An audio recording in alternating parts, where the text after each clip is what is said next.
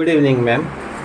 I am Pathik Reshamwala from KYC team, and today we have Dr.Shaanu Jain, ma'am. She is a consultant radiation oncologist, and she has done her senior residency in Tata Memorial Hospital and Sanjay Gandhi Post Graduation Institute, Lucknow.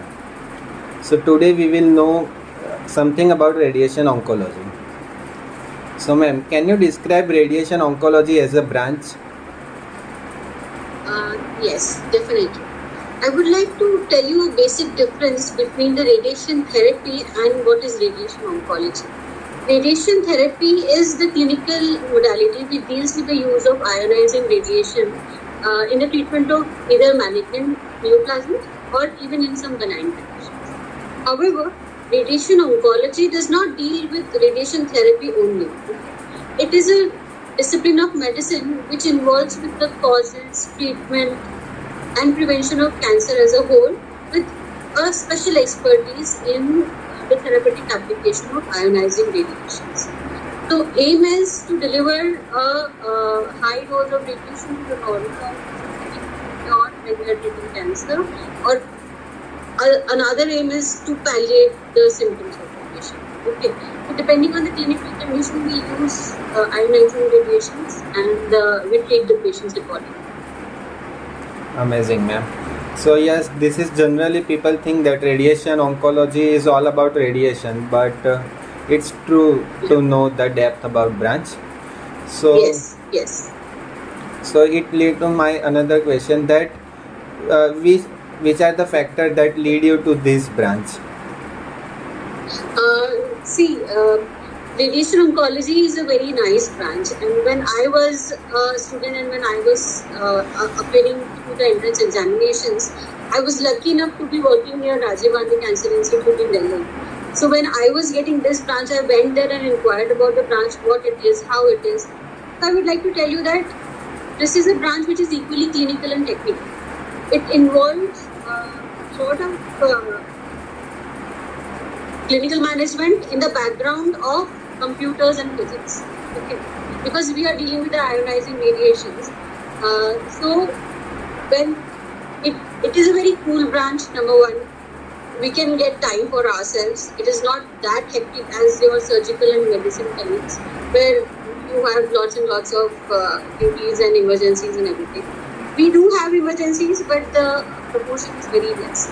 So considering all these things in the background, being a female, and I wanted a branch which is equally clinical and technical. Like radio diagnosis, people say that some people don't opt for that, even though it is a topmost branch these days, because they feel that they will lack the clinical touch with the patient. They won't be dealing with the patient directly. But here we deal with the patient, we manage the radiation reactions, we manage the cancer treatment, and obviously there's a lot of, if you like talking to patient and counseling, then this is the branch. Amazing, ma'am. So definitely, and like everything has pros and cons. So what do you think? What are the cons of this branch? Yes, definitely everything has pros and cons. The biggest con of this branch is that it is institute dependent and machine dependent.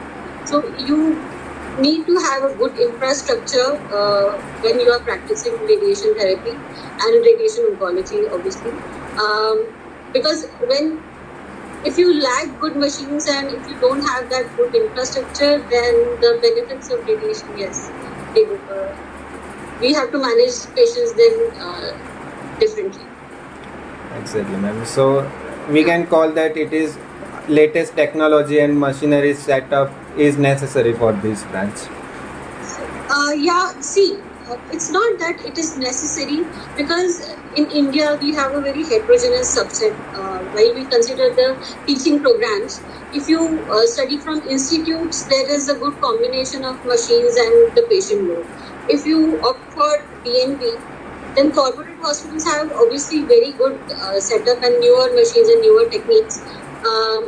But there may be a center where you may think, while doing DNB or while doing MD.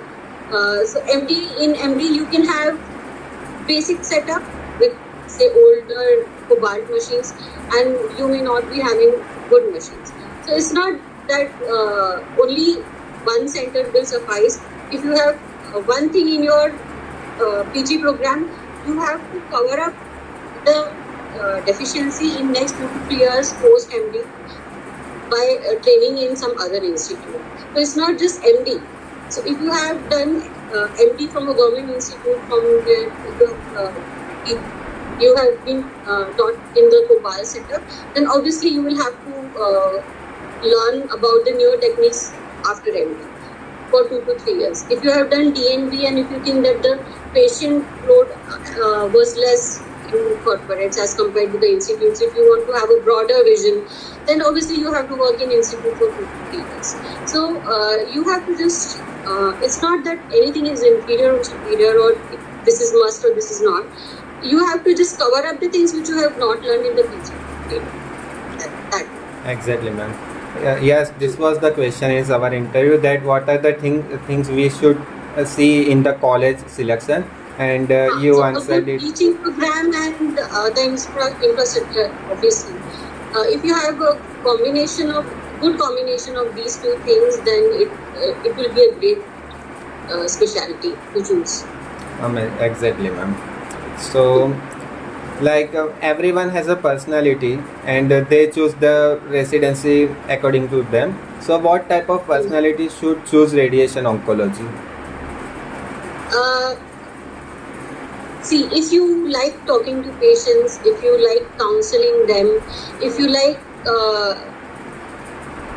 to deal with a serious disease, if you are okay to deal with a serious disease like cancer, then definitely you should opt for it. People who are type A personalities, for example, who want constant thrill in the form of emergencies, say medicinal emergency or surgical emergency, obviously this is not the specialty for them. But yes, if you are sensible enough to counsel and deal with the terminal disease like cancer, then definitely this is the place. And it's not that we are dealing with only terminal situations. Cancer is a curable thing these days, and depending on the stage and when it is diagnosed, and multimodality, basically cancer was multimodality treatment. So depending on the stage, it is a curable one also, and it's very gratifying to see if you can help someone who has been dealing with the shock of being diagnosed as a cancer. Okay, ma'am. So we can take to the residency, and what are the residency experience in radiation oncology? Like resident get the free time, or it is too hectic social life and all? So residency time is like any other clinical branch, not as hectic as the surgical and the medicinal counterparts, but definitely it is a good mixture of clinical and the technical things. So you will be able to get time for yourself depending on the place from where you are getting trained. The first thing is, like, if you are working in an institute or the government setups, you may, or any other, during training too, you may be having night duties, but the proportion of the emergencies is really less, and also depends where the people are practicing either clinical oncology or only radiation oncology. As I had said earlier, cancer involves a multimodality management. So in few institutes, we have dedicated medical oncologists, surgical oncologists, and the radiation oncologists. Whereas in some institutes, we have radiation oncologists who practice clinical oncology. That is, they give both chemo as well as the radiation. So depending on the place where you are being trained, the amount of work may vary during residency. But it is not that hectic as the other branches. That thing I can say. Okay, ma'am. So in radiation oncology, we can get clinical branch experience, but not hectic like medicine, surgery, or like or that. Surgery, yeah. Okay. Like whole night, you may not be like gynae or any surgical branch. Whole night they have to just struggle. In gynae, you don't know how many normal labors will come, how many cesareans will come, and it's not like that. Emergencies are there, but not that hectic as well. Yes, like we can plan the procedure electively. That yes, you can. Most of the times, yes. But if in an institute, if you are practicing chemotherapy as well, then the medical emergencies will Huh, occur. of course. So after that, what are the settlement options for radiation oncology? As I've told, this is an institute dependent on the infrastructure or machine dependent. So settlement options there are many in there. Either you can settle in an institute, you can get the teaching position over there, or you can opt for a corporate hospital, or you can even there are a lot of scope of research in this branch. So if you are inclined towards the research, you can opt for some international fellowship programs, and then you can go ahead in that direction. Okay, ma'am. And the other thing is, these days, the clinical scenario is changing. The radiation oncologists, PGs, they are opting for DM in the medical oncology as well. There are few students who are opting for that. So they may switch over to the oncology per se, the medical oncology part, or there are DM programs with the special expertise in subsites of cancers also. Okay, so they can opt for those DM programs, and they can be site specific, or they can practice site specific radiation oncology. Okay, ma'am. So after that, what are the monetary aspects of radiation oncology branch? Like after becoming consultant, how much someone can expect? I should not be saying that whether how much what amount you can expect after being trained. So in institutes, see, if you are practicing in an institute,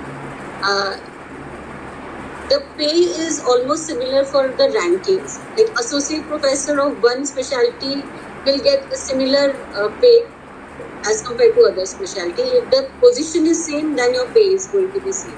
But if you're working in a corporate, definitely it makes a difference. So in the beginning, it is a reasonably well-paid branch. Let me tell you that. In the beginning, it may not be as far as the DM and the MCH colleagues of yours. But if you work hard and if you're sincere enough towards your patient, maybe down there, say 3 to 5 years of your practice, you may be doing a good job and you may be earning at par with that. Okay, ma'am. Amazing.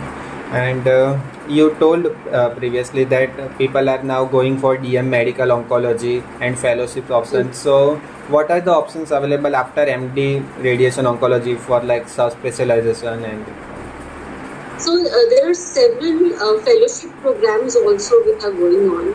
You can select a subsite of the body. See, radiation, because it is dealing with the management of cancer, it can happen anywhere. So you can select any subsite, say neurological cancers or head neck cancers or gynecological cancers, GI cancers, and you can do a fellowship in that specific specialty from institutes, either national or international fellowships, or you can opt for advanced techniques fellowship program like SRS, SBRT, or IGRT, IMRT. And then secondly, you can opt for DM, as I have told you earlier, like DM medical oncology. Or these days, the DM head neck radiation oncology and gynae and geo radiation oncology, they have already been established. These DM programs are already established in AIDS.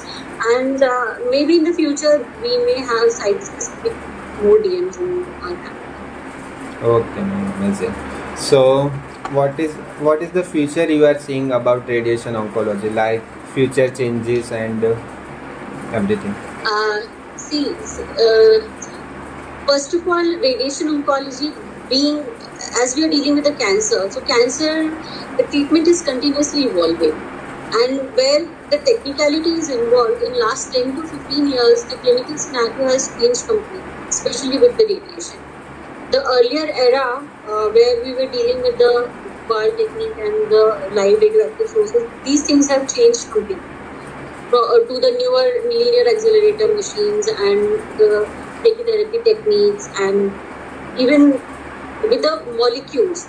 Like, it's not only the photons these days, we are also dealing with the treatment with the protons.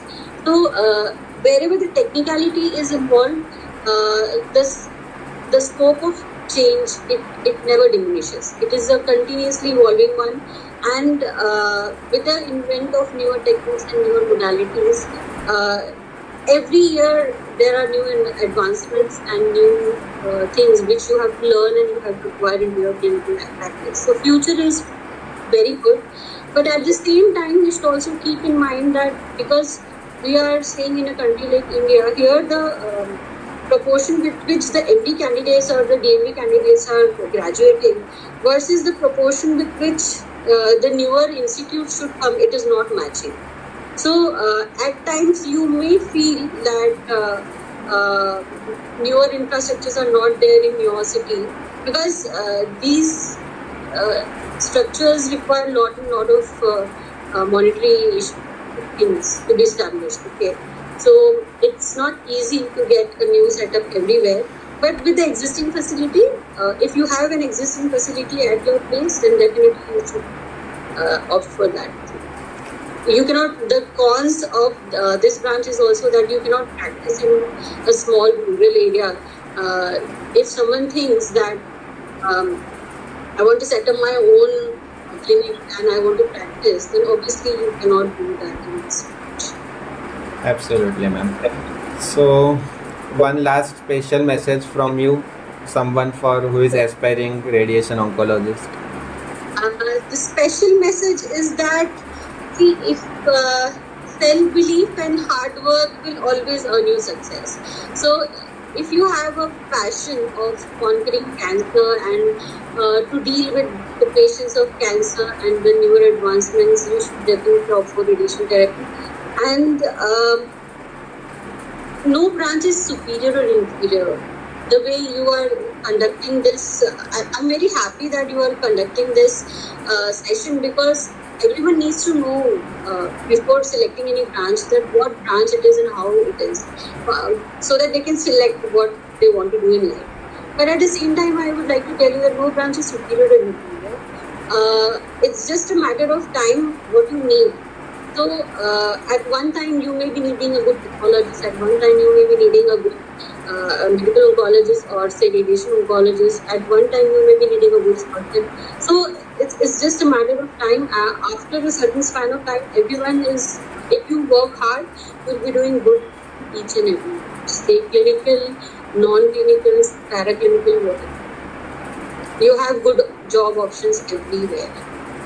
Absolutely, man. This is very amazing point that you should first focus on whether you are like to treat cancer patient or not. Everything other points are secondary. And if you like treating cancer patient and know in detail about cancer and everything, so we can choose the branch. And secondly, it is not like that if you're dealing with a cancer patient, then this would be a depressing branch. No, not at all. In fact, it is very gratifying to see the treatment results, especially if you are dealing with the curative radiation. If you are able to cure someone's disease and if you are able to offer them a cancer-free life even for a few years, it is a big success for the treatment. Okay, so obviously dealing with the cancer patients is not easy because it involves a lot of counseling, not only to the patient but also to the family as a whole, because they are undergoing through a lot of stress. But if you are able to help them out in any way, it gives you a lot of satisfaction. So curative intent is one, and even if you are able to palliate symptoms of that patient, of a terminally ill patient, even that is a very gratifying thing. If you are able to alleviate the pain of that patient, if you are able to alleviate the bleeding of that patient, if some patient is not able to eat because of the esophageal cancer, and if you are able to just by giving radiation, if you are able to at least maintain the patency of his or her lumen, he is able to eat with that. Okay, so these are very small things, but if you are a very sensitive person, then you will understand that even if you are able to give a small amount of help or offer happiness to them for few moments, even then it is a good branch. So like it's not that we have to just prevent the mortality of cancer patient. The lifestyle changes of cancer patient Yes. is utmost important too, and Yes. radiation oncology can give you that Because- satisfaction. Yeah, because it is a holistic approach. You are not only dealing with the disease per se, you are dealing with the life of that person, and it's in your hands what you want to do and how you want to do. Thank you so much, ma'am. It was a wonderful session to know about radiation oncology, and with Yeah. your support, everyone who is choosing radiation oncology will get a help. Thank you so Yeah. much, ma'am, once again. Thank you so much. Yeah. I hope I was able to do justice to you. Yes, absolutely, ma'am. Okay. Bye. Bye.